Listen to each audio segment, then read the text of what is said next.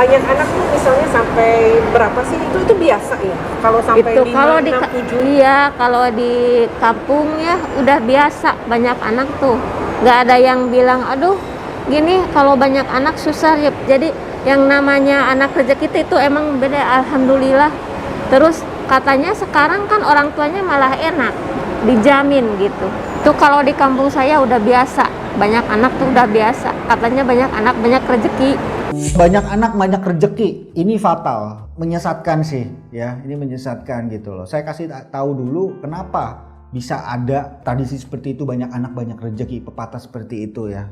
Nah kalau misalnya kamu punya sawah, bertani, itu punya anak, itu adalah apa? Tenaga kerja gratis ya, tenaga kerja gratis. Jadi kalau punya anaknya agak banyak gitu, 3, 4, 5, 6 gitu, itu bantuin di sawah. Makanya dibilang banyak anak banyak rezeki kalau dulu gitu loh, bantuin di sawah, bantuin di pasar, bantuin di mana gitu loh. Jadi tenaga kerja gratis gitu loh, kerjain sawah bareng-bareng sekeluarga misalnya.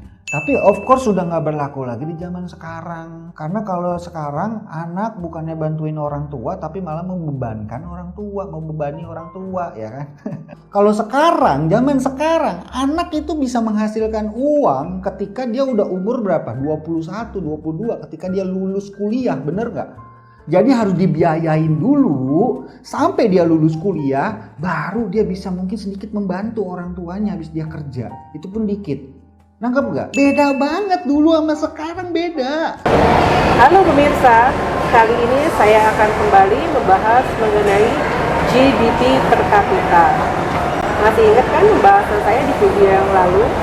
GDP per kapita adalah total gross domestic product sebuah negara dibagi dengan jumlah penduduk.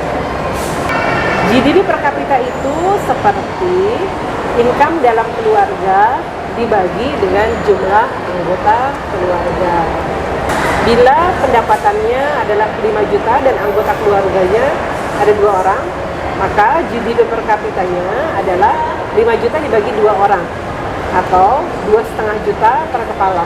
Namun apabila anggota keluarganya ada 7 orang, ayah, ibu, dan 5 anak, maka berapa GDP per kapitanya?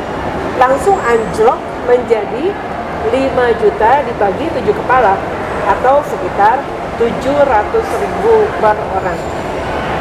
Kali ini kita akan mendengarkan cerita dari Cesari yang berasal dari sebuah desa di Jawa Barat. Apa kabar Cesari, Damang? Damang. Ya. Kali ini saya akan minta Cesari untuk menceritakan 2 hal. Pertama saya akan tanya mengenai kabar keluarga Marni ya. Iya. Ya, Marni itu adalah seorang gadis berumur 20 tahun yang merupakan anak pertama dari 6 bersaudara. Saya sendiri pernah ketemu dengan Marni ya. Karena masih merupakan satu lingkungan ya dengan Cesari ya. Kedua, saya juga mau dapat informasi rata-rata kalau di desanya Cesari itu banyak gak sih keluarga-keluarga yang punya anak lebih dari 3? Nah sekarang saya mulai dulu dari Marni. Saya dengar Marni itu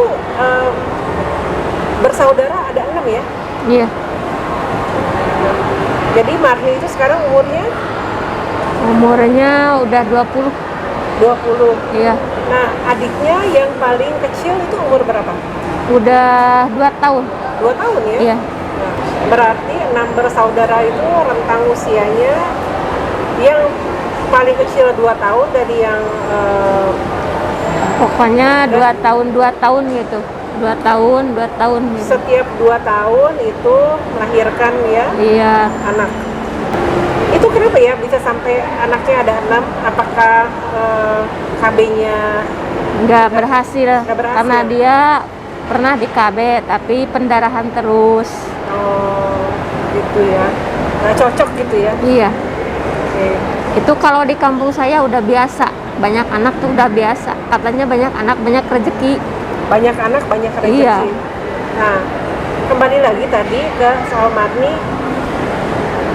Sekarang yang mengurus ya ke-6 bersaudaranya Marni itu itu masih ayahnya ya atau diurus oleh seluruh keluarga?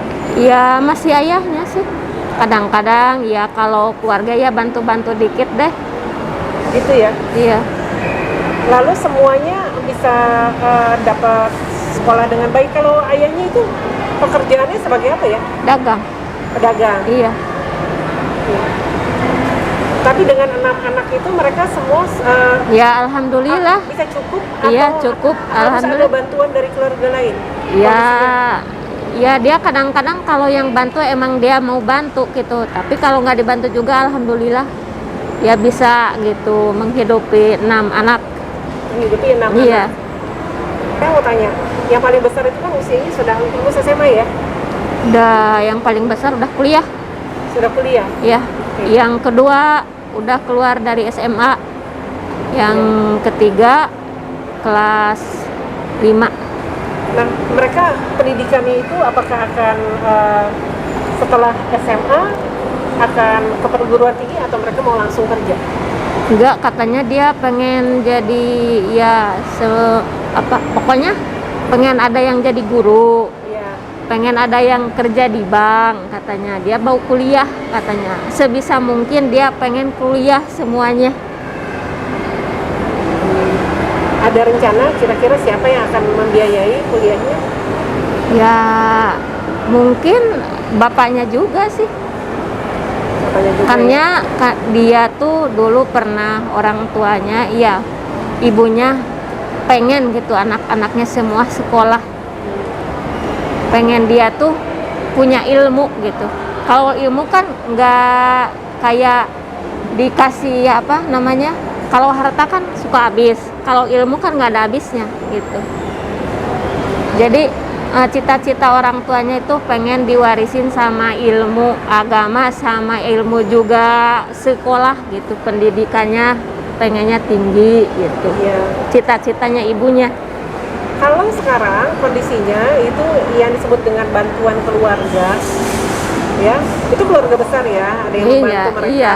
membantu kehidupan anak-anaknya kan. Iya. Kalau sekarang yang kecil aja masih 2 tahun, pasti Iya itu kakaknya, itu ya. diambil dari bayi itu mah, sama itunya uaknya, kalau di saya uaknya Oh, jadi yang bungsu itu diambil sama diambil uangnya. karena dia kan anaknya cuma 2. Iya.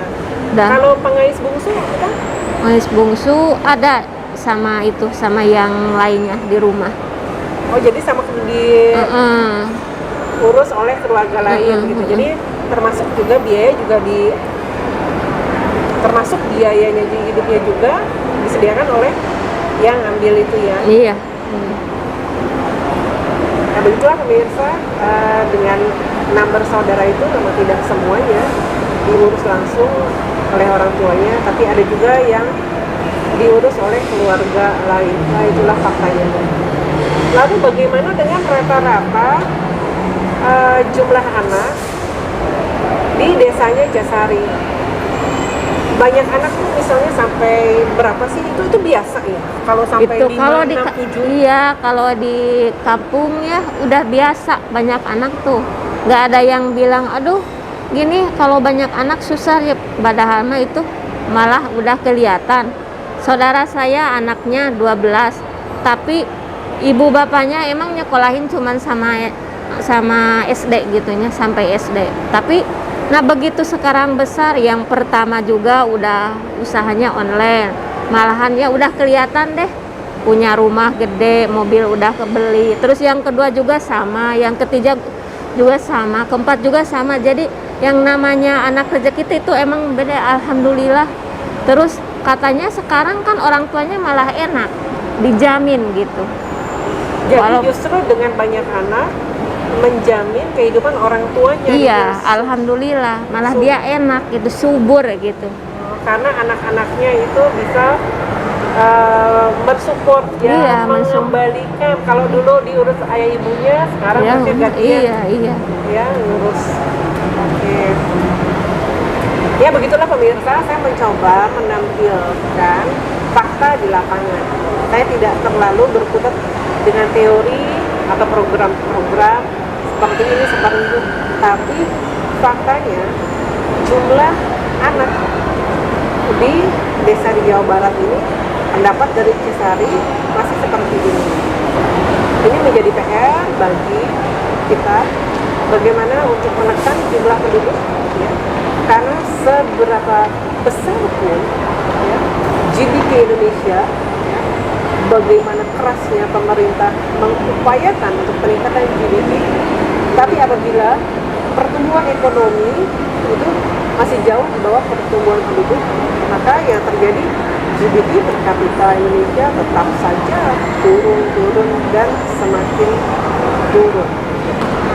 Demikian, semoga video ini bermanfaat dan semoga juga menjadi perhatian kementerian atau lembaga yang terkait. Terima kasih.